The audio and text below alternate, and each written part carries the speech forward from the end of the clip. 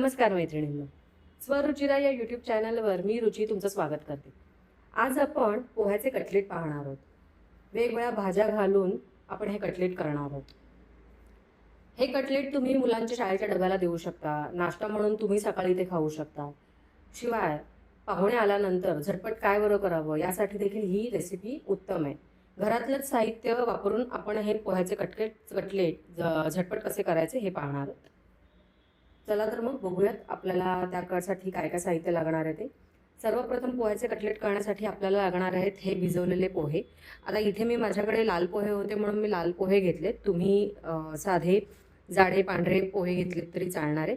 हे पाण्यातनं थोडा वेळ भिजवून म्हणजे धुवून थोडंसं पाणी घालून त्याच्यात ते भिजवून बाहेर काढलेले आहेत. या काही भाज्या घेतल्यात मी. भाज्या म्हणजे कॉर्न घेतलेत, वाटाणे घेतलेत म्हणजे मटार आणि गाजर घेतले. हे मी वाफवून घेतलेलं आहे. तुम्ही यामध्ये तुमची मुलं ज्या भाज्या खात नाहीत त्या भाज्या देखील यात ॲड करू शकता. 2 उकडलेले बटाटे घेतलेत मी. ब्रेड क्रम्स घेतलेले आहेत. या ब्रेड क्रम्समध्ये घोळवून आपण नंतर ते पोह्याचे कटलेट तळणार आहोत. मीठ लागणार आहे आपल्याला. चीज क्यूब्स लागणार आहेत. चीज क्यूब कशासाठी तर ते आत आपण स्टफ करू शकतो, ते ऐच्छिक आहे. मुलांना चीज जनरली खूप आवडतं म्हणून ते आपण त्यात स्टफ करणार आहोत. मसाल्यांमध्ये आपल्याला काय लागणार आहे तर मी इथे मिरची, कोथिंबीर आणि आलं अशी ही जाडसर भरड तुम्ही पाहू शकाल. ही अशी भरड घेतलेली आहे. त्याचा अगदीच म्हणजे त्याची पेस्ट केलेली नाही आहे मी. हा किचन किंग मसाला मी घेतलेला आहे. हा चाट मसाला घेतला आहे मी. हा मी घरी केलेला आहे. याची सुद्धा रेसिपी जर तुम्हाला हवी असेल तर मी ती शेअर करेन, मला कमेंटमध्ये सांगा. आता या चाट मसाल्यामध्ये बऱ्यापैकी आमचूरचं प्रमाण व्यवस्थित आहे म्हणून मी आमचूर वेगळी पावडर घेतलेली नाही आहे. तुम्हाला जर आवडत असेल तर तुम्ही त्यात आमचूर किंवा लिंबाच्या रसाचा वापर करू शकता. आणि ही धणेपूड मी घेतली आहे. आता इथे तुम्ही पाहू शकता ही मैद्याची स्लरी मी करून घेतली. स्लरी म्हणजे काय तर 2-4 चमचे आपण मैदा घ्यायचा आहे.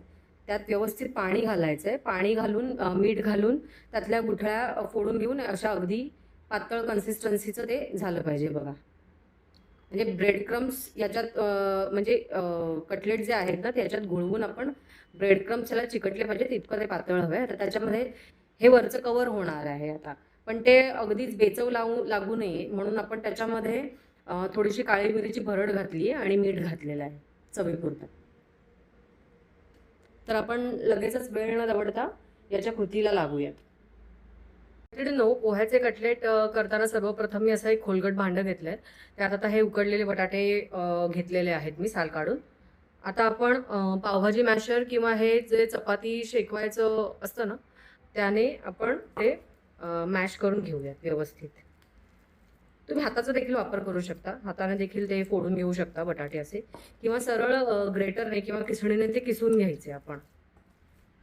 हे बघा.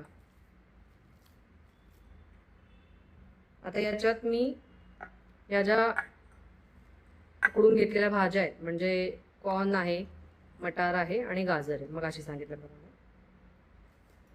त्या भाज्या याच्यात घालते. त्या देखील थोड्या थोड्या मॅश करून घेऊयात आपण.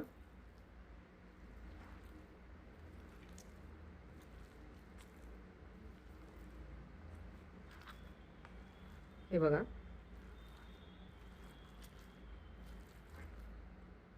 पूर्णपणे गाळ नाही करायचा त्याचा. थोडेसे ते असे मॅश करायचे म्हणजे ते तोंडात आले तरी ते चांगले लागतात. म्हणजे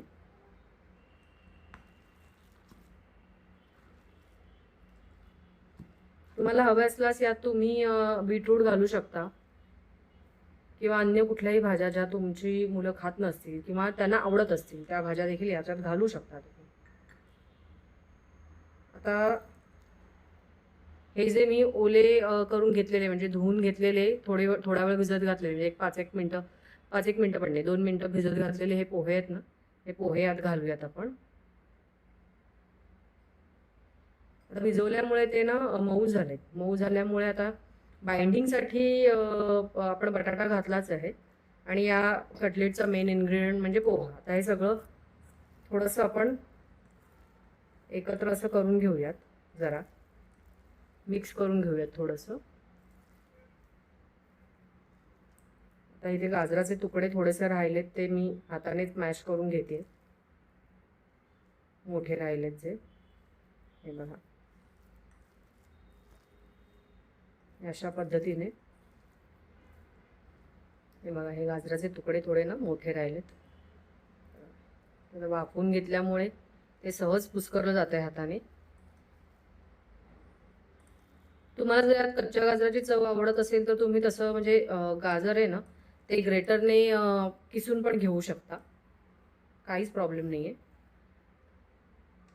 आता आपण ना याच्यात एक एक करून ना मसाले घालूयात, जे मसाले आपण बघितले. आता सर्वप्रथम ही जी भरड घेतली आहे मी, कोथिंबीर, मिरची आणि आल्याची, ती भरड मी घालते. आता हे तुमच्या तिखटानुसार घालायचं आहे. तुमची मुलं किती तिखट खातात किंवा तुम्ही किती तिखट झेपू शकता त्यानुसार तुम्ही ते घालू शकता चवीला. जर ही भरड घालणार नसाल तर तुम्ही याच्यात चिली फ्लेक्स पण घालू शकताय. आता ही धणेपूड जी घेतली मी, ती धणेपूड यात घालते.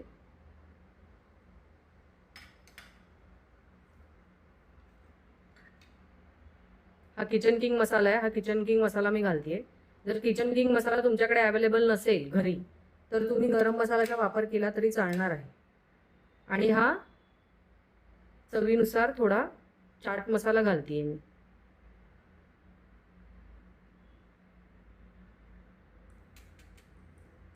सगळं मिश्रण आपण आता एकत्र करून घेऊयात व्यवस्थित. हे बघा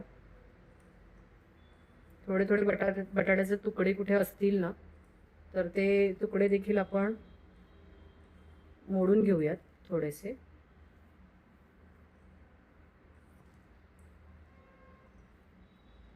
आता चवीपुरता मीठ घालूयात आपण त्याच्यात.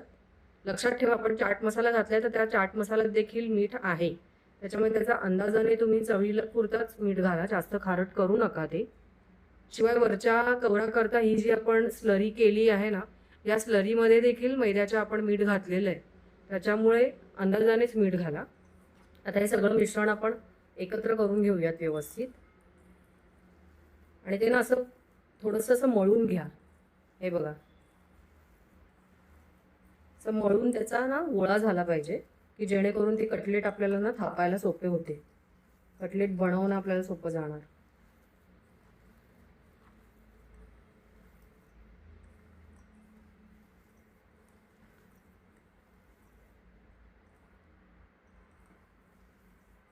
यात तुम्ही बाइंडिंग करता थोडंसं बेसन सुद्धा घालू शकताय. जर तुम्हाला याचे कटलेट वळता नाही आले, जर नाही म्हणजे मिळून आले ते किंवा नाही वळता आले ना तर त्याच्यात तुम्ही थोडंसं असं चण्याचं पीठ आहे ना ते सुद्धा घालू शकता याच्यात. आता हे मी व्यवस्थित मळून घेते आणि याचे कटलेट कसे करायचे ते तुम्हाला दाखवते. हे पहा मैत्रिणींनो, मिक्स करताना ते इतकं मिक्स करायचं आहे, असं मळून घ्यायचं आहे की जेणेकरून ना तुम्हाला त्याचे कटलेट वळणं सोपं जाणार. हे बघा असा गोळा तयार होतोय म्हणजे आता कटलेट ह्याचे आपण वळू शकतो. हे बघा आता काय करायचंय, सरळ हाताला तेल लावायचंय, ग्रीस करून घ्यायचेत आपले हात आणि आपण कटलेट वळायला सुरुवात करायची. आता मगाशी मी म्हटल्याप्रमाणे हे चीज क्यूब यात घालणं ऐच्छिक आहे. मुलांना जनरली हे चीज क्यूब आवडतात, तर ह्या एका चीज क्यूबचे तुम्ही बारीक बारीक तुकडे करून घ्या किंवा ते किसून घ्या आणि ते आतमध्ये भरायचं आपण या कटलेटमध्ये. ते कसं करतात ते मी तुम्हाला दाखवते.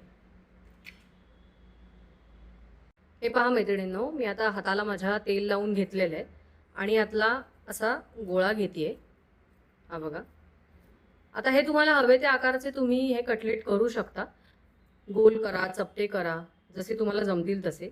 आता हे मी असं गोलच करणार आहे, तर याच्यात मी असा ही कॅव्हिटी करून घेतली आहे. आता याच्यात मी मगाशी म्हटल्याप्रमाणे आता हे चीज भरणं ऐच्छिक आहे. माझ्या मुलाला चीज आवडतं म्हणून मी भरते. तुम्ही चीज न भरता देखील हे छानच लागतात. म्हणजे आता हे बघा हा छोटे छोटे तुकडे करून घेतलेत मी चीजचे, तो असा आतमध्ये तो तुकडा घालते चीजचा आणि हे असं ना गोळा म्हणजे हा लाडूसारखा असा बंद करून घेते. हा बघा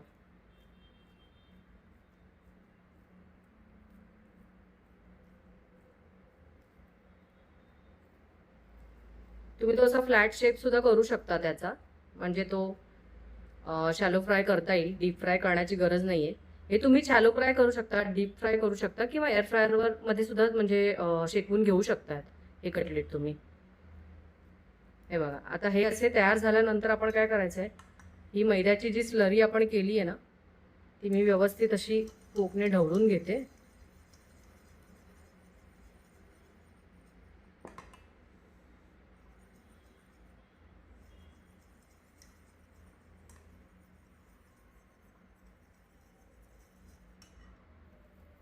आता हा गोळा आहे ना, हा मी या स्लरीत बुडवणार आहे. घोळवून घेणार हा असा व्यवस्थित. असा घोळवून घेतला की मग नंतर हा असा ब्रेड क्रम्समध्ये टाकणार. ब्रेड क्रम्समध्ये तो व्यवस्थित घोळवून घेणार, जेणेकरून त्याला ते व्यवस्थित चिकटतील आणि बाहेरचं आवरण आहे ना, ते व्यवस्थित कुरकुरीत होईल. आणि आपले कटलेट चवीला तर उत्तम लागतीलच, पण बाहेरून सुद्धा असे कुरकुरीत आणि छान लागतील. हे पहा, पाहू शकताय तुम्ही. हे बघा, त्या स्लरीमुळे ना सगळीकडे ते ब्रेड क्रम्स व्यवस्थित चिकटले जाणार. हे बघा. आता हे असे तयार करून तुम्ही अर्धा तास तरी किमान फ्रीजमध्ये ठेवायचे, म्हणजे हा ना शेप होल्ड करणार कटलेट व्यवस्थित. शिवाय हे तुम्ही ना पूर्वतयारी म्हणून आधी पण करू शकता. आता हे कटलेट साधारण आठवडाभर तरी फ्रीजरमध्ये व्यवस्थित राहतात. तर हे डीप फ्रीज करून तुम्ही जेव्हा पाहिजे तेव्हा काढून तळू शकता. हे बघा, आता मी सगळेच कटलेट करून घेते आणि ते असे घोळवून व्यवस्थित करून ठेवते. हे असं केल्यामुळे ना, हे घोळवून घेतल्यामुळे व्यवस्थित ना ते चीज पण आतमध्ये व्यवस्थित राहील आणि खाताना ते तोंडात व्यवस्थित येईल. नाहीतर मग ते ना असे तेलात फुटून किंवा कुठून तरी तो असा कटलेट फाटून ना ते चीज बाहेर येण्याची शक्यता असते. हे बघ, पुन्हा एकदा दाखवते तुम्हाला. हा बघा, हा असा मी पोर्शन मला मला जे साईज हवी आहे त्या हिशोबाने आम्ही पोर्शन घेतलाय. आता त्याला असंच मध्ये मी हे करते, वाटीसारखा आकार करून. हे चीज स्टफ करायचं आहे म्हणून. ते करायचं नसल्यास तुम्ही डिरेक्टली ते घोळवू शकता. हे बघा, हे घातलं आतमध्ये. वरून तो बंद करते आता. तुम्ही असं तो गोल सुद्धा ठेवू शकता मी म्हटल्याप्रमाणे, पण मी ते आता फ्लॅट करते. म्हणजे मला ते डीप फ्राय करायचं नाही आहेत ॲक्च्युली. मला शॅलो फ्राय किंवा मग मी एअर फ्रायरमध्ये ते करीन. तर ते असे करून त्याला वरून ना असा मी फ्लॅट चपटा आकार देते. हे बघा,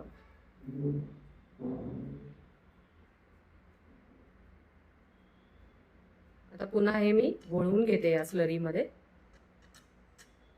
व्यवस्थित घोळवल्यानंतर हे मी ब्रेड क्रम्समध्ये टाकते. आता ब्रेड क्रम्स ऐवजी ना तुम्ही रवा देखील वापरू शकता. रव्याचा देखील वापर तुम्ही सहज करू शकता याकरता, जर ब्रेड क्रम्स वापरायचे नसतील तर. आता इथे मी मैद्याचा ब्रेड वापरलेला नाहीये. माझ्याकडे घरी जो ब्रेड येतो तो आम्ही नो मैदा ब्रेडच वापरतो शक्यतो. तर तो हा ब्रेड आहे. हा बघा, अशा तऱ्हेने.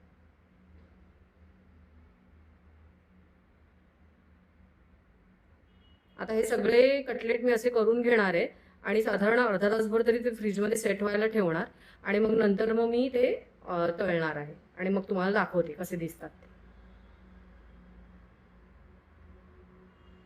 हे पहा मैत्रिणींनो, अशा प्रकारे आपले हे सगळे कटलेट मैद्याच्या स्लरीत घोळवून त्याला ब्रेड क्रम्स लावून तयार आहेत. आता हे कटलेट आहेत ना, मी अर्धा तास फ्रीजमध्ये ठेवणार आहे. तुम्हाला जर ते जास्त काळ टिकवायचे असतील तर तुम्ही ते आठवडाभर फ्रीझरमध्ये देखील व्यवस्थित राहतात. जेव्हा तुम्हाला लागतील तेव्हा तुम्ही ते काढून तळायचे. आता हे शेप होल्ड करण्यासाठी मिनिमम मी अर्धा तास हे फ्रीजमध्ये ठेवणार आहे आणि त्यानंतर आपण ते तळणार आहोत. मैत्रिणींनो, तुम्ही पाहू शकताय, आता आपण एक असा खोलगट तवा मी घेतलेला आहे. त्यात पुरेसं असं मी तेल घातलंय आणि त्याच्यात हे कटलेट जे आहेत आपण करून घेतलेले पोह्याचे, ते मी थोडंसं तेल घालून तळायला मीडियम गॅसवरच म्हणजे तळायला सोडलेले आहेत. तेल तापल्यापर्यंत मी तो गॅस फुल ठेवला होता. आता मीडियम गॅसवर मी ते तळायला सोडलेले. आता हे आलटून पालटून मी तळून घेते आणि तुम्हाला दाखवते कसे दिसतात ते.